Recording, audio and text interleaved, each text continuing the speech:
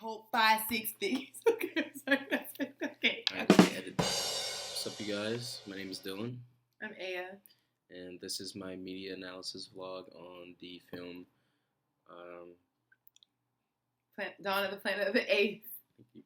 And I'm gonna touch over briefly on the few elements that I picked out for the film, and which show up in a pandemic dystopia society. So the first one is, of course, the pandemic itself. The second one we're going to touch on is the lack of resources.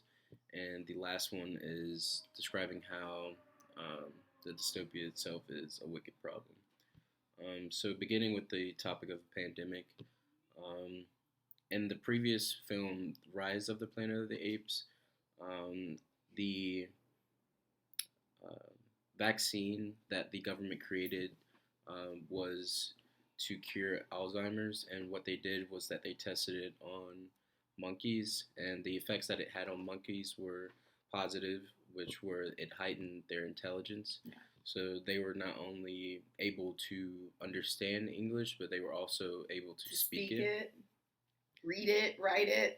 Yeah. So the effects that it actually had on humans were actually negative. Yeah. It created the simian flu, which spread in the end of the prequel movie through a pilot in an international airport. So, to start off, the beginning of the Dawn of the Planet of the Apes is 10 years after that. After the simian flu has spread to countries, the world has been broken up into military type safe zones that are colonized by like maybe 50 to 100 people. And what those people have done are try to survive off of this worn down post apocalyptic type of metropolitan areas that specifically in San Francisco, they were running out of power. Right, and they needed to get to, I think it was a dam, right? That was all the way in the top of like this mountain, but the mountain was home to the apes. The very, very, very intelligent apes. And so, I forgot what their leader's the name was. Caesar. No, the human. Malcolm. Which was the leader of the humans that were colonizing the military safe zone in San Francisco. He befriended the apes. Like he was nice to them, and even Caesar was like, "You good man," right? Because Caesar saw that he didn't want any like hostility between the humans and the apes. He only wanted trust. Yeah, he only wanted Caesar to help him restore power for the humans. But in turn, they actually end up helping the apes out too, because Malcolm, his little girlfriend, she was I think a nurse.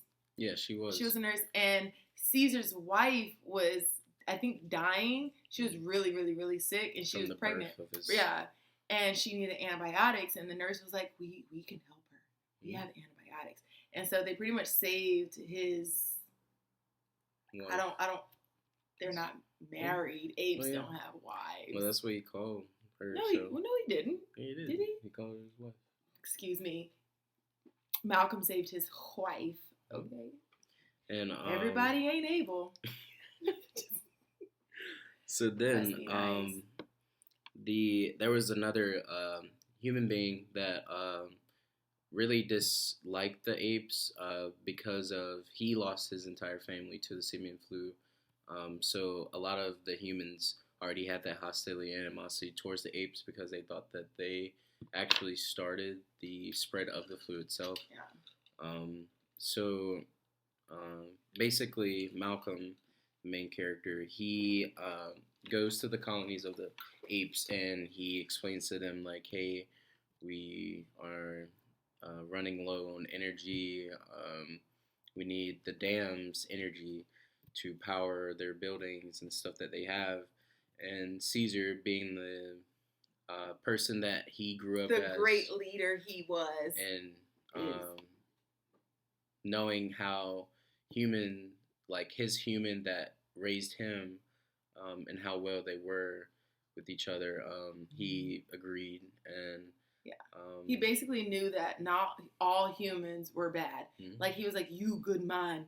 Like, he knew, just because he was actually raised by a good person, that there are good humans out there. And even though, what was the other ape's name that shot him? Koba. Koba, tried to turn all the apes on the humans and making it seem like they were trying to wipe all the apes out. Like, he tried to set them up. But I'm so glad that he lived, that Caesar lived to tell all the other apes, like, no, that Koba, snake in the grass. Maybe an ape, but he's a snake. So then, that ties in with our next point, is the lack of resources.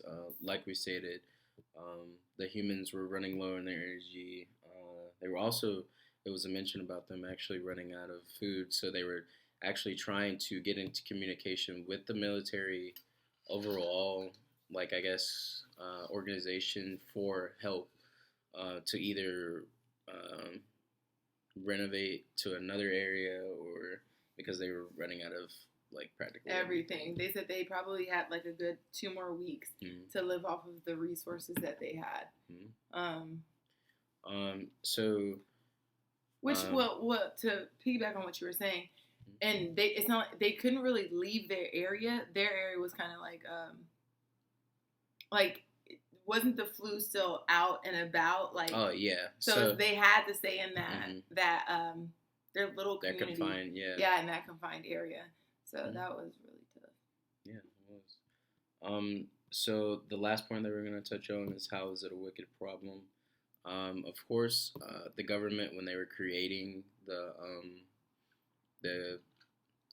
vaccine itself to cure Alzheimer's, they didn't take into consideration the effects of the actual patients that they wanted to cure, which were human. They only tested it on monkeys. So when they actually got to the process of testing it on humans, then it spiraled drastically down from there. Everybody practically got sick. They died off.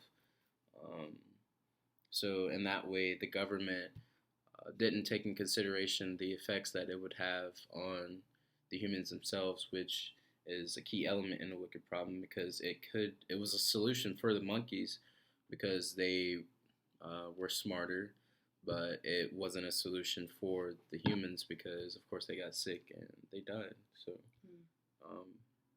but overall, it was a very good movie.